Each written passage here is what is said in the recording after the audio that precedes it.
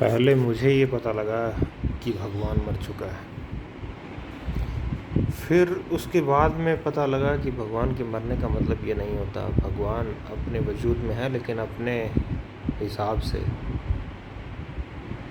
फिर वो भी मान लिया। फिर उसके बाद पता लगा कि मैं भी मर चुका हूँ। मैं तो जिंदा हूँ, लेकिन आध्यात्मिक सेंस के अंदर जिस तरह से भगवान है, लेकिन फिर भी हम उसे मरार करार दे रहे हैं, उसी तरह से हम हैं लेकिन हम मरे हुए हैं। जिस इंसान का भी ईमान मर चुका है, जिस इंसान में भी दया और करुणा नहीं है, वो जो खुद से जवाबदेह नहीं है, ईमानदार नहीं है, वो खुद से जो झूठ बोलने लगा है, वही उस इंसान की आध्यात्मिक मौत है। जिंदा लाश के तौर पे मैंने खुद को पाया और उस ईश्वर को। बस चल रहा है, लेकिन उसने भी कहीं ना कहीं एक जगह बनाई है ऊपर उठने के लिए, लेकिन वो भी उतना ही ऊपर उठ पाएगा जितना हम उसके ही प्रतिबिंब हैं। वो हमें मजबूत करेगा और हम ऊपर उठेंगे, या हम उसमें विश्वास लाएंगे और फिर ईश्वर को सार्थक करेंगे।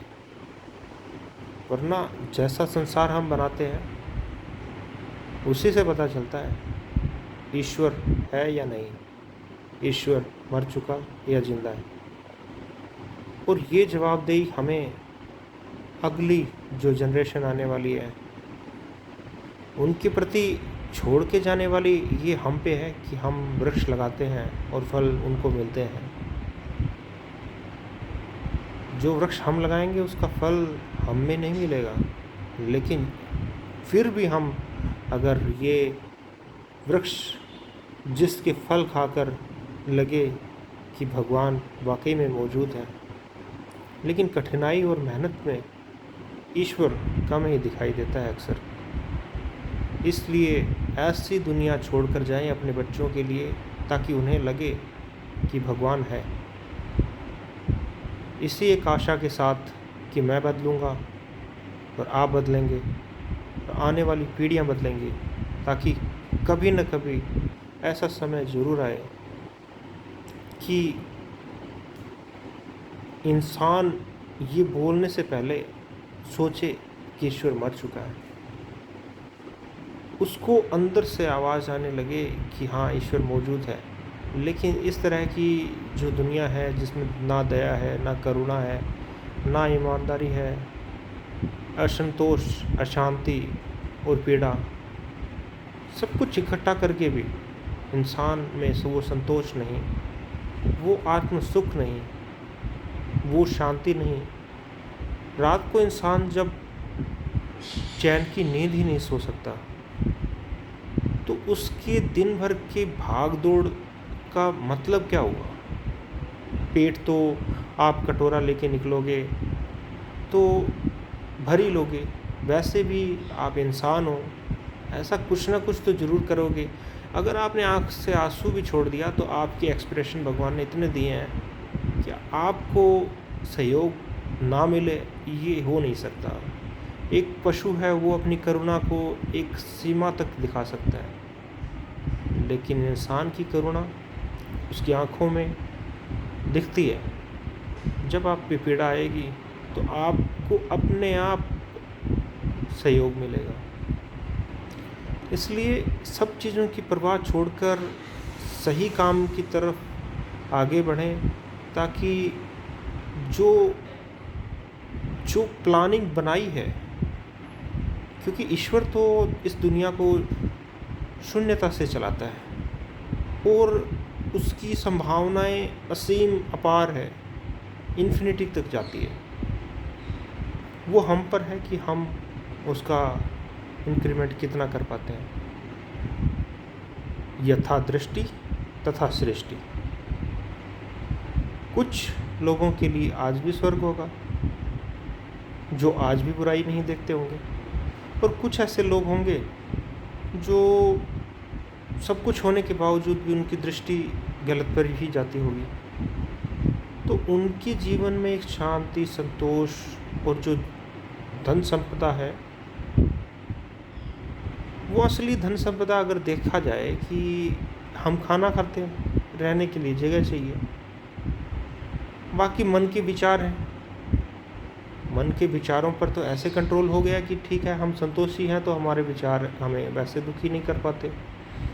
गलत तरीके से हम कमाते नहीं हैं तो हमारा मन भी उदार नहीं होता है, हमारा मन भी कुंठित सोच से ग्रसित नहीं होता और पीड़ाएं नहीं होती। कम से कम चैन की नींद आती है। खाना इतना महंगा नहीं होता, खाना इतना महंगा नहीं होता कि उसके लिए गलत रास्तों पर उतर आए। और जिम्मेदारियां अगर समाज ने लाद दी हैं तो उन्होंने लादी है, आप अच्छा बन के दिखाओगे। क्यों? क्योंकि आप अभी गौरवान्वित हो और आप घुटने नहीं टेक सकते, आप मना नहीं कर सकते आप इतने अच्छे हो, लेकिन आप गलत कर सकते हो किसी के साथ। एक जगह अच्छा बन के दूसरी जगह खुद का भी कुछ पता नहीं है कि ये विचार कहाँ से आते हैं, फिर इतनी जिम्मेदारी उन लोगों की लेके सामने दूसरे लोग अपना है क्या और पराया है क्या। जो इंसान अच्छा होता है अक्सर ये देखा जाता है कि वो सभी के लिए अच्छा होता है। और आप पीड़ा देने पे आ ही गए तो उस जानवर को या उस इंसान को या कुछ भी गलत कर रहे हो तो पीड़ा क्या आपको खुद को मिल नहीं रही। इतनी सफाई से खुद को पीड़ा देते हो कि खुद को पता भी नहीं चलने देते। इतनी बेईमानी खुद के साथ, इस तरह से खुद के लिए ही आंखें बंद कर ली।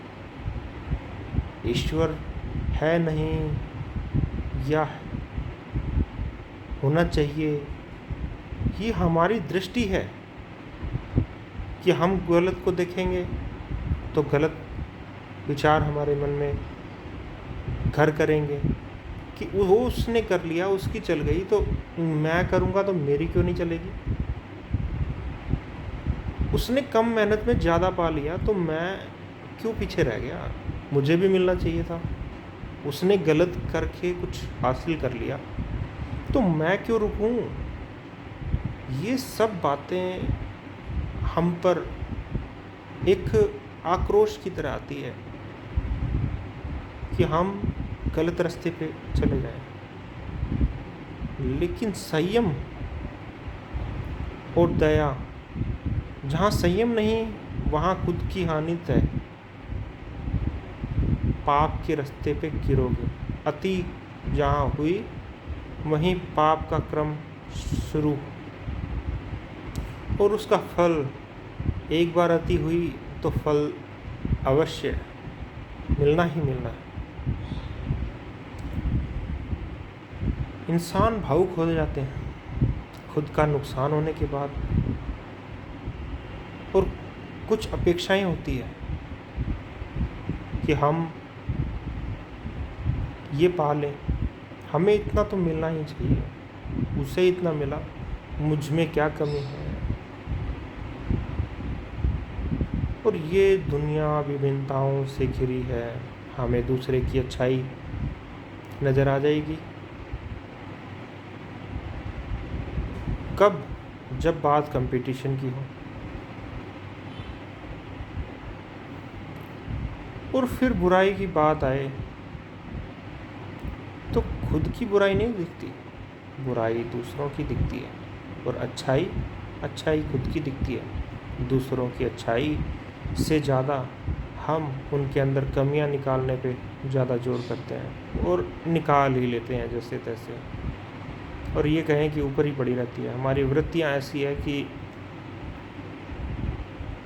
जो चीज़ें गिरने के लिए है, एक पहाड़ है जहाँ ढलान है, तो ऊपर उठोगे तो जोर तो आएगा।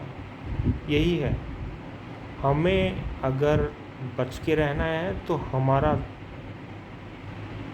पैर ऊपर की तरफ बढ़ने की तरफ होगा। गिरना तो प्रकृति का नियम है। जो चार्ज पार्टिकल हैं वो डिस्चार्ज होगा, ये प्रकृति का नियम है। जो पहाड़ पर पत्थर पहुंचा है वो नीचे गिरेगा, ये प्रकृति का नियम है। अब तुम ये कहो कि सभी नीचे गिर रहे हैं, मैं भी नीचे गिरूंगा, तो पोटेंशियल बिल्ड करो और ईश्वर को वहाँ तक लेके जाओ जहाँ तक तुम और तुम्हारी औकात रखते हो, वरना ईश्वर कहीं नहीं है, तुम कहीं नहीं हो, और ये दुनिया तो माया है ही। इसलिए जो जैसा जीना चाहता है उसके लिए वो जीवन वैसा पर्याप्त है। बातें काफ़ी लंबी होंगी हमारे आने वाले वीडियोस में, लेकिन आज के लिए आपसे विदा लेते हैं। धन्यवाद, आपने इतना समय और अपना ध्यान दिया। धन्यवाद।